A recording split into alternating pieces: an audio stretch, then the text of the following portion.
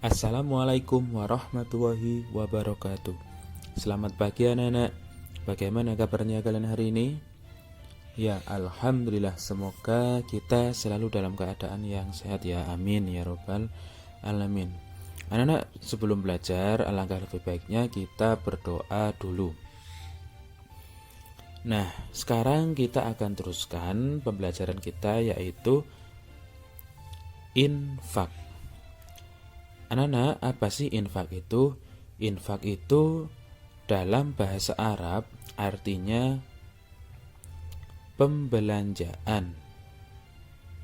Nah, adapun pengertian infak menurut istilah yaitu memberikan sebagian harta kita yang kita miliki untuk kepentingan sosial dan keagamaan dalam waktu yang tidak terbatas. Nah, infak ini anak-anak sangat dianjurkan bagi orang-orang yang mempunyai kelebihan harta. Infak ini harus dikeluarkan dari hasil usahanya sendiri anak-anak, dan harus halal ya hukumnya. Tidak diperkenankan jika dikeluarkan dari harta yang tidak halal, baik cara mendapatkannya maupun cara memperolehnya. Apalagi tidak boleh berinfak dari hasil menipu, mencuri, berjudi, atau cara-cara yang haram lainnya. Anak-anak, orang yang berinfak akan dilipat gandakan amalnya oleh Allah sesuai firman dalam surat Al-Baqarah yang artinya, perumpamaan orang yang menginfakkan hartanya di jalan Allah seperti sebutir biji yang menumbuhkan 7 tangkai, pada setiap tangkai ada 100 biji. Allah melipat gandakan bagi siapa yang dikehendaki, dan Allah Maha luas, Maha mengetahui. Quran surat Al-Baqarah ayat 261. Nah, hukum infak sendiri itu ada dua anak-anak.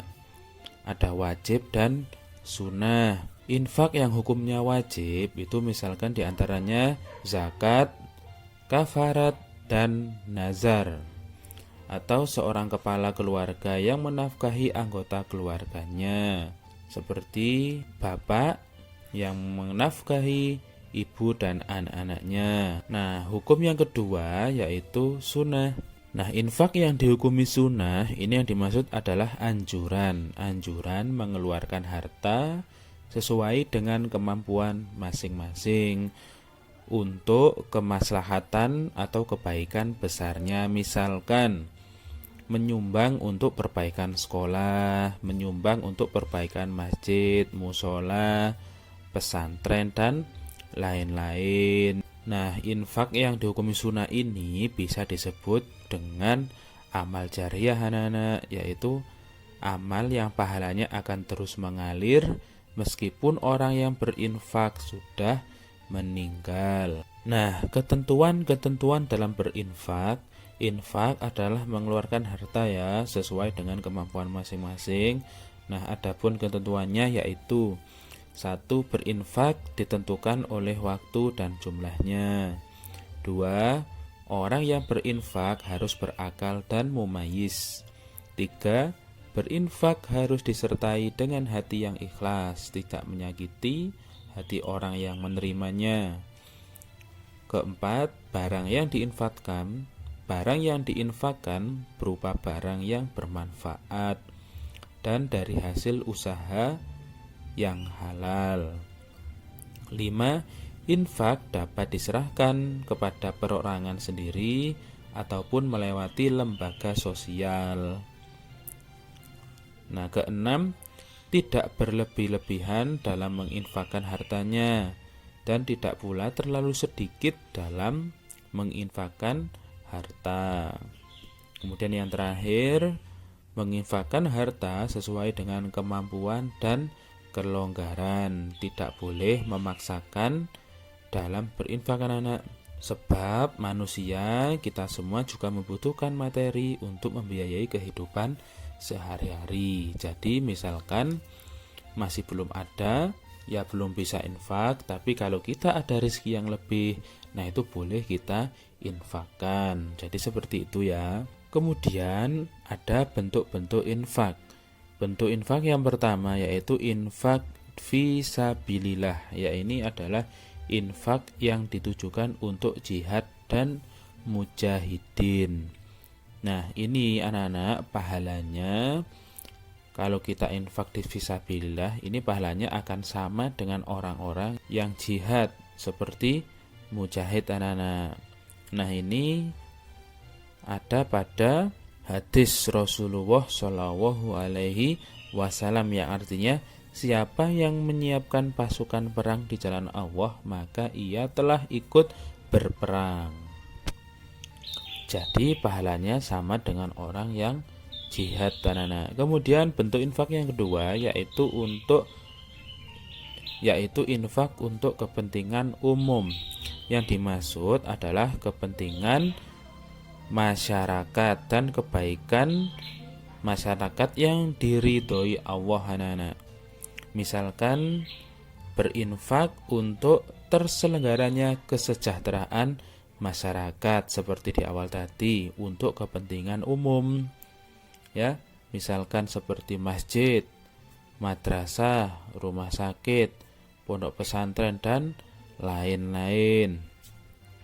Nah, yang ketiga yaitu infak kepada keluarga dekat. Nah, infak kepada keluarga dekat merupakan salah satu bentuk kebaikan anak-anak. Maksudnya di sini adalah istri, anak, dan orang tua atau saudara-saudara yang membutuhkan. Nah, ini juga dianjurkan untuk berinfak kepada keluarga dekat. Nah, contohnya misalkan infak meliputi kebutuhan sandang, pangan, papan, pendidikan, pengobatan ataupun kebutuhan yang lain. Nah, yang terakhir yaitu pelaksanaan infak. Nah, tadi sudah jelaskan infak itu tidak ditentukan ya waktu-waktunya. Nah, akan tetapi pelaksanaannya itu dapat dengan dua cara. Cara yang pertama yaitu secara mandiri, cara yang kedua yaitu melalui lembaga pendistribusian infak.